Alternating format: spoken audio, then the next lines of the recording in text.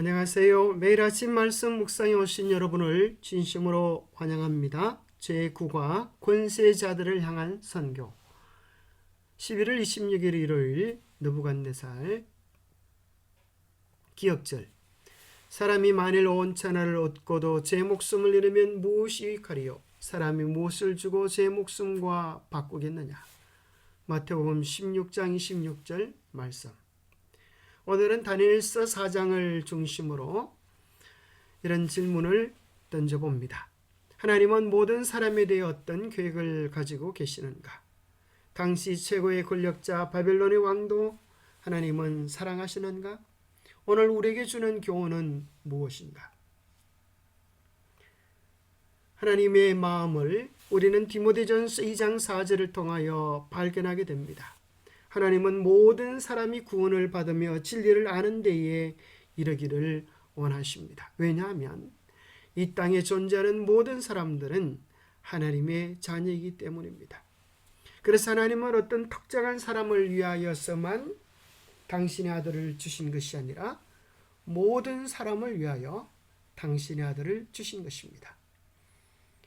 그래서 누구는 구원받을 자로 선택되어지고 누구는 멸망받을 자로 예정되어진 것이 아닙니다. 우리 모두는 예수 그리스도 안에서 구원받기를 우리 주님께서 소원하고 계십니다.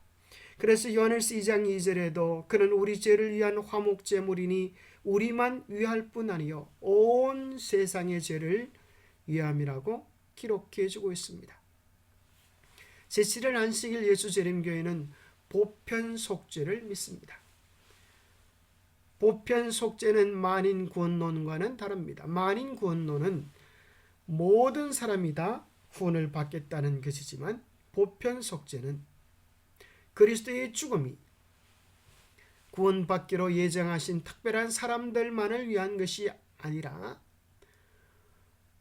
주님의 십자가의 속죄는 모든 인류를 위한 것이라고 믿는 것입니다.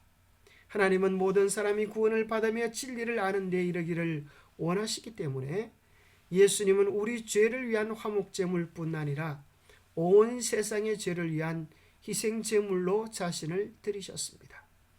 그 은혜를 받아들이는 여부는 각 개인에게 달려있지만 모든 사람은 창세전에 그리스도 안에서 이미 선택받았습니다. 그러기에 성경에서는 온갖 부류의 사람들에게 복음이 전해진 것을 찾을 수 있습니다. 각 개인의 운명은 하나님께서 베푸신 그 구원의 계획을 선택하느냐 거절하느냐에 따라 달려있는 것입니다.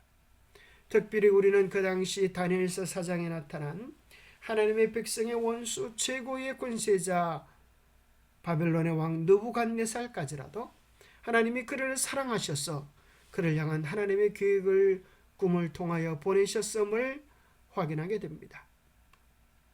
느부갓네살이 꿈을 꾸는데 큰 나무가 보이고 그 나무가 아름다움을 자랑할 때에 하늘에서 한 순찰자가 내려와서 그 나무에 가지를 자르고 밑둥이만을 묶어서 7대를 진에게 드리라고 하는 꿈을 꿨습니다. 그것을 통하여 느부갓네살은 자신의 힘과 권세와 능력을 자랑하지만 그 모든 것을 주관하시는 지극히 높으신 주관자가 계심을 깨닫게 해 주셨습니다. 다니엘서 4장 16절의 말씀입니다. 또 그 마음은 변하여 사람의 마음 같지 아니하고 짐승의 마음을 받아 7대를 지내리라. 이는 순찰자들의 명령대로요 거룩한 자들의 말대로이니 지극히 높으신 이가 사람의 나라를 다스리시며 자기의 뜻대로 그것을 누구에게든지 주시며 또 지극히 천한 자를 그 위에 세우시는 줄을 사람들이 알게 하려 함이라. 나라의 모든 권세는 자기의 생각 속에 있는 것처럼 보이지만은 궁극적으로는 이 모든 세상 역사를 주관하시며 다스리시는 하나님의 손안에 있음을 보게 해 주셨습니다. 그러한 꿈을 통하여 자기의 장래를 보여주셨음에도 불구하고 느부갓네살은 교만하여 그 꿈을 망각해버리고 바벨론 성곽을 돌면서 그는 교만 속에 빠집니다. 나 왕이 말하여 이르되 이 큰 바벨론은 내가 능력과 권세로 건설하여 나의 도성으로 삼고 이것으로 내 위엄의 영광을 나타낸 것이 아니냐 하였더니 이 말이 아직도 나 왕의 입에 있을 때에 하늘에서 소리가 내려 이르되 느부갓네살 왕아 너에게 말하노니 나라의 왕위가 내게서 떠났느니라. 자기가 세상의 주권자요 자기의 노력으로 자기의 능력으로 이 모든 일을 했다고 교만할 때에 나라의 위가 그에게서 떠나가는 놀라운 선고를 받게 되었습니다. 그래서 그는 짐승처럼 변하여서 7년을 풀밭에서 사는 일이 벌어집니다. 그리고 그 기한이 찬 후에 느부갓네살이 하늘을 우러러 보면서 하나님 앞에 겸비하였을 때에 그의 총명이 다시 그에게로 돌아왔습니다. 이에 그가 하나님께 순복합니다. 하나님께 영광을 돌립니다. 이는 내가 지극히 높으신 이에게 감사하며 영생하시는 이를 찬양하고 경배하였나니 그 권세는 영원한 권세요 그 나라는 대대에 이르리로다라고 하나님께 찬양을 돌립니다. 우리는 무엇을 배울 수가 있습니까? 첫째로는 하나님은 다니엘 같은 충성된 신자들을 권세 있는 불신자들에게 선교할 수 있는 도구로 사용해 주신다고 하는 사실입니다. 둘째는 하나님은 권세 있는 불신자들을 향한 정언의 과정에 직접적으로 역사하실 수 있다는 것입니다. 하나님의 사랑의 대상은 낮고 천한 자들 뿐 아니라 높은 자들, 권세 있는 자들, 부한 자들, 이 땅에 하나님의 사랑의 범위에서 죄된 사람은 아무도 없음을 배울 수가 있습니다.